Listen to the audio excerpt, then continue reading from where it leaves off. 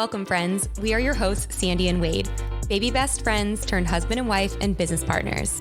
This podcast is for the dreamers, the movers and shakers, and those who seek to attract their dream life. Strap in. Getting magnetic in 3, 2, 1. Like attracts like. If you see it in your mind, you can hold it in your hand. You just decide what it's going to be, who you're going to be, how you're going to do it. And then from that point, the universe is going to get out your way. This moment in time, this is your time to rise. So if you're anything like me, you may get to a point in your business where you feel like you need some one-on-one coaching, you need some accountability. Maybe you're ready to level up in your business and you're really hard on yourself and you feel like you need someone outside of you to help hold you accountable, to help you see those blind spots, to help you do that deep inner work and figure out like what are those limiting beliefs, what is holding you back, and just to help you overall blossom and become a better version of you.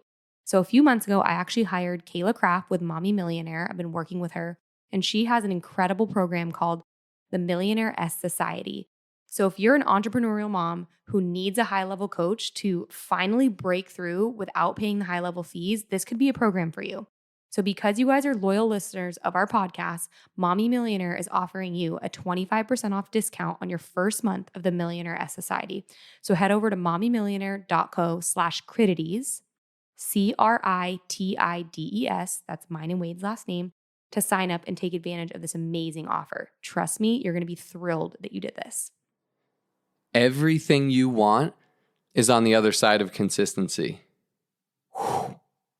Let's let that sink in. Everything that you want in your life is on the other side of consistency.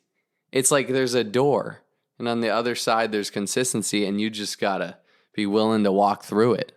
And what do I mean by that? Or how do we be consistent in our lives? Like, how do we implement consistency? Let's think about it. I think what most people do, what we all do is we'll set goals, right? Or we'll want to change our life in some way.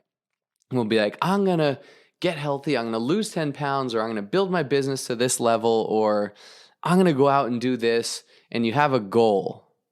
But goals don't necessarily change your life. Like, it's not what we do once in a while that shapes our lives, because a goal is great. Setting goals is amazing. But what we want to do is we want to change our standards. We want to shape and change our identity, because that really molds our daily habits. And our daily habits is consistency. You are consistent. Just evaluate what you're consistent in. Are you consistent with watching Netflix every night? Are you consistent with not eating healthy? Are you consistent with not reading? Are you consistent with being on your phone for multiple hours a day? Now, I'm not knocking all that, but decide what your goals are, where you want to move towards in your life, what change you want to make, and set those daily habits and become consistent in small steps that you take every single day that lead you towards that goal, that dream life, whatever it is. Because it's not our wants, it's not our desires, it's not our shoulds that change our lives. It's what changes people's lives is when our shoulds become our musts. And what that means is when our desires become our standards. It's like if you have a desire to lose 10 pounds, you might have a goal of losing 10 pounds. You're like, I should go to the gym. I should eat healthy. I should do that clean eating program that my friend's been talking about that they coach people through. I should hit 10K steps a day. I should. You're shoulding all over yourself. When it becomes a standard, a part of your DNA, a part of your identity, when you start to, and what I mean by that is you identify as, I'm someone who exercises every day. I'm someone who goes to the gym 5 days a week, whatever it is, Monday through Friday. I'm someone who walks every morning. I'm someone who hits my 10K steps. I'm not saying you need to do all these things, but I'm someone who eats healthy. I don't go on diets. Diets are goals. Diets are temporary. Standards are, I'm a healthy person. So when I go to order food or grocery shop or whatever, more often than not, I am making good decisions for my body, for my life. That's a standard. That's a standard for me in my life. I identify as a healthy person. And what we do in our life, we live into our identity. So when I identify as a healthy person, when I go out to the Mexican restaurant, it depends on the night, but 8 times out of 10, I'm going to make the right choices. I'm going to make the things. I'll probably won't have gluten or overloads of cheese or alcohol or whatever it is. 2 times out of 10, I might have the burrito and a cerveza or a margarita. And that's okay. Balance is important. It's not about never doing that. But what are my standards? I identify as a healthy person. I make healthy choices. I identify as a fit individual. I go to the gym 5 times or so a week. I'm active every day. It's not hard for me because it's become a habit. It's become a standard. Standards aren't hard to upkeep. We live into our standards. We live into our identity. I identify as a CrossFitter, a physically fit person, an individual. So it makes it easy. Like it's not even, I don't even spend mental energy on like, oh, should I go to the gym or what should I do? It's just like, no, it's just that's what I do. So we have to evaluate all the things that are important to us in our life, our health, our relationships. What are your standards there? Do you make your loved one feel important every day? Or is it like a chore or something you have to think about? Is it not a standard of yours? Is it not part of your identity or daily habits? What about your business? If you have a goal, it's not what you do some of the time that gets you there. It's what you do consistently. It's what you do every day.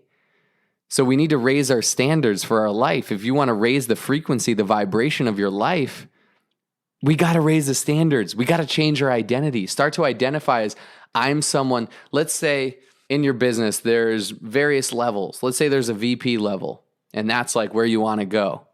You start to identify as I'm the type of person, I'm a VP. I'm going to start acting that way. That's how I identify.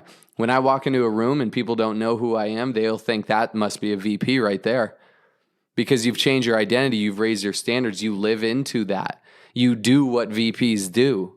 You'll let the title catch up, but that's what a VP does. That's what I do. I'm raising my standards.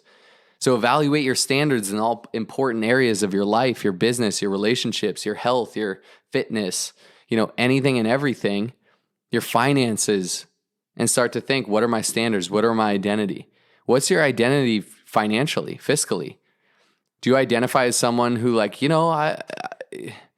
not really like a 6-figure person. I'm just, not there yet. Someday I hope to be, but well, guess what? You're not going to attract, you're not going to vibrate, you're not going to be at the frequency of a 6-figure earner until you believe that, until you start to identify as that. When you start to identify as my value, I decide my value. I'm a 6-figure person. Guess what? That's on its way. And it's not to say you just identify and it comes to you. You identify and you start to do the actions that lead you to that. You start to take those daily steps towards it. You start to be consistent towards that. And it leads you to that 6-figure earner. And then all of a sudden, you're like, shoot, why am I playing small? I'm a 7-figure earner. I identify as that. And it's when you truly believe to your core, that's what you are. I truly believe I'm of 7-figure value. I'm working on 8. I don't have 7 yet. I don't have 8 yet. I'm working on 8. My mind's not even there yet. But shoot, I heard the first million is the hardest. Then you just do what you did to get to 1, to get to 10, to get to 100.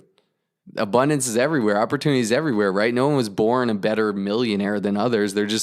They are willing to do what it takes. They identify it's of importance to them to do that for one reason or another.